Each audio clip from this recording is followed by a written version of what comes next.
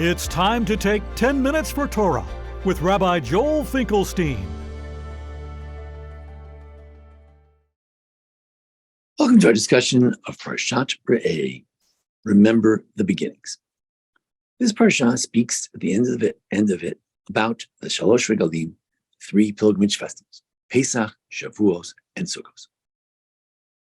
We know that when it comes to Pesach, Torah says, Shamor Chodesh Haviv, guard the month of the spring. Because it is in this month of spring that God took you out of Egypt in the evening. What is it about Pesach that must be in the spring? So generally, for years I thought that we want to remember, it's what the Pasuk says, we want to remember that God took us out of Egypt during the spring. After all, that's when it was. You want to mimic that particular experience. However, if you look in Rashi, it doesn't say that.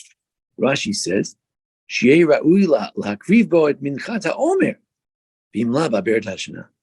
You've got to make sure that the aviv. What's aviv? Aviv is the early crop. What's the early crop? Barley. What's the sacrifice of barley? The omer. You want to make sure that the omer could be offered.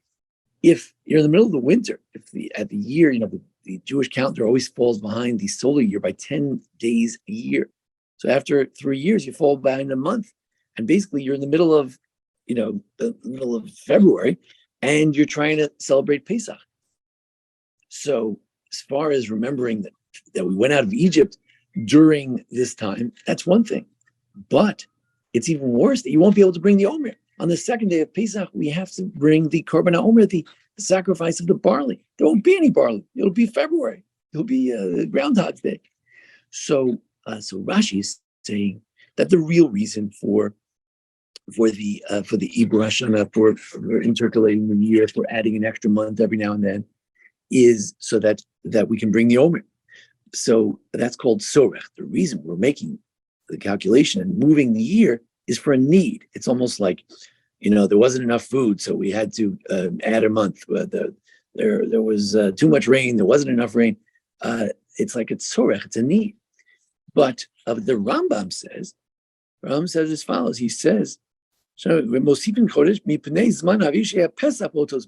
Rambam says, like the verse says, that the reason for the intercalation of the year, for the adding of an extra month to the year, is so that Pesach will be during that time. As it says, remember the month of Pesach. But then the Rambam says at the end, he says, and that month should also be a time when you could bring the Omer. So the Rambam, as usual, is kind of confusing. Does he mean that it is because of the Omer or not?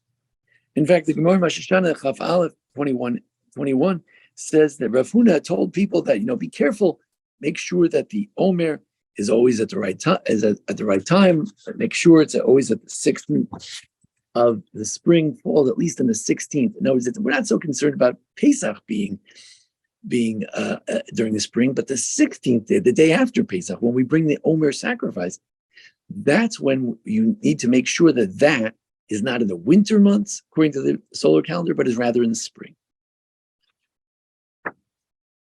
Now, the Rabbeinu Chananel, one of the early rabbis before Rashi, he said that nowadays we don't have to worry about this. We don't have an Omer. So you don't have to worry about that. You just have to worry about Pesach. Interesting. I'd like to make another suggestion as well, and that is that if indeed Rashi is correct, that the reason for adding the month and guarding the month of Pesach, the reason really is due to the Omer sacrifice. Due to that 16th day. Maybe there's something else about the 16th day that we want to remember. Not only the beginnings of the Jewish people with the Exodus, but also another beginning as well. In Yoshua, Perek Hey, Pasuk Yud Bet, Pasuk Yud Aleph, Vayochlu me'avur ha'aretz me'machrat ha'Pesach matzor v'chalui, b'etzem hayom hazeh.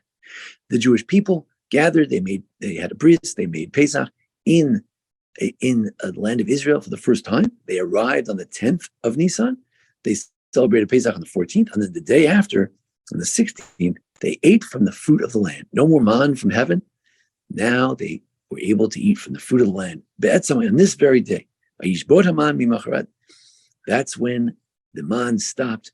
They were able to eat from the fruits of the land.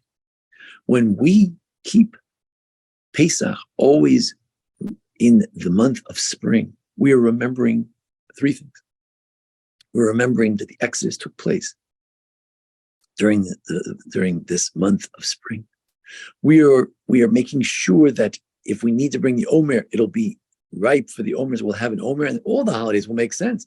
They will be able to have the wheat harvest and the shtei lechem, the two breads for Shavuos. We'll be able to have the harvest of fruits and all kinds of other things in the fall for Sukkot. So all the holidays will make sense from an agricultural point of view.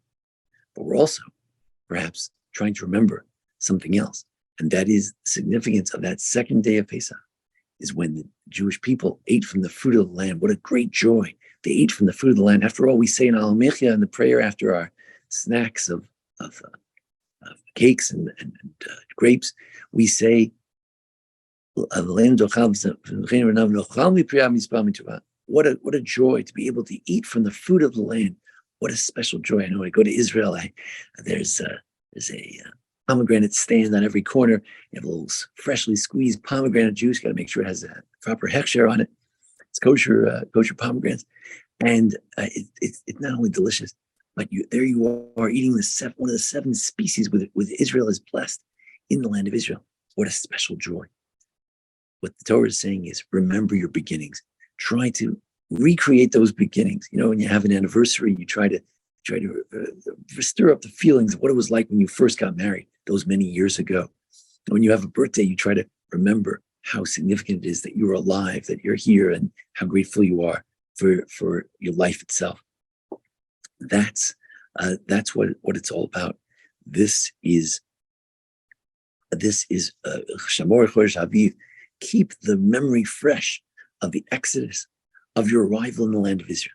And one more thing, the Netziv says that when it comes to spring, you look around and you see the trees are budding, some of the fruits are growing, some things are still dead from the winter, and you wonder, what's going to be? Will anything ever sprout? Will anything ever come to fruition? Then you're surprised every year how beautiful it is. The grass, it's green, and the trees begin to flower, and the fruit begin to come out, and the wheat and everything starts happening. That's Kachi Gulasan Shel Yisrael. This is also the redemption of Israel. Kima, little by little, like the sunrise and the horizon, little by little, the redemption comes. We live through some tough times right now, tough times in the land of Israel, a lot of dissension, a lot of machlokas and debate. But we hope that little by little, like the spring, it surprises us that from the small kernel can come the great redemption. Every year around Pesach, by keeping it during the spring, we remember not only the Exodus, but also our arrival in the land of Israel. Let's keep it fresh. Let's keep it like an anniversary.